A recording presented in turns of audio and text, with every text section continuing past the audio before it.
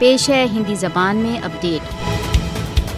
भारत द्वारा कश्मीर का पार्श्विक अधिकरण G20 ब्लॉक के लिए श्रीनगर में बैठक के बायकॉट के लिए पर्याप्त आधार है। G20 देशों को राष्ट्रसंघ द्वारा मान्य विवादग्रस्त जम्मू कश्मीर में बैठक की उपेक्षा करना चाहिए। G20 देशों को यह नहीं भूलना चाहिए कि भारत द्वारा अवैध रूप से अधिकृत जम्मू कश्मीर में मानवीयता के विरुद्ध भीषण अपराध कर रहा है। G20 देशों को याद रखना चाहिए कि यदि वे भारत द्वारा अवैध रूप से अधिकृत जम्मू कश्मीर में श्रीनगर में बैठक के निमंत्रण को स्वीकार करते हैं तो वे दमनकर्ता के पक्षधर के रूप में देखे जाएंगे। भारत श्रीनगर में G20 की बैठक का आयोजन कर जम्मू कश्मीर में अवैधता को वैधता प्रदान करने का प्रयत्न कर रहा है। श्रीनगर की बैठक में भाग लेने के स्थान पर G20 देशों को भारत द्वारा कश्मीरियों के विरुद्ध अकथनीय अत्याचारों को उजागर करना चाहिए। भारत श्रीनगर में G20 की बैठक के द्वारा कश्मीरियों के विरुद्ध अपने सभी अपराधों के लिए अंतर्राष्ट्रीय स्वीकृति प्राप्त करना चाहता है। भारत श्रीनगर में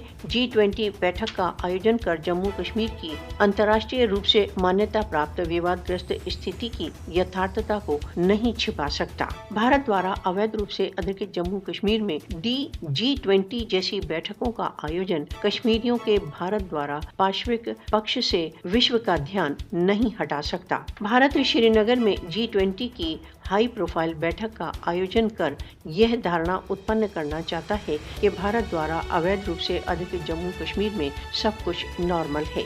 पाकिस्तान का विचार है कि भारत द्वारा अवैध रूप से अधिकृत जम्मू कश्मीर में G20 की बैठक का आयोजन कर अपने निहित स्वार्थी एजेंडा को आगे बढ़ाने के लिए अपनी एक महत्वपूर्ण सदस्यता का शोषण करने का प्रयत्न कर रहा है। पाकिस्तान ने कहा है कि श्रीनगर में G20 की बैठक का आयोजन भारत द्वारा अवैध रूप से अधिकृत जम्मू कश्मीर में अवैध अधिकरण को सिद्ध करने के उपायों की श्रृंखला का एक भाग है।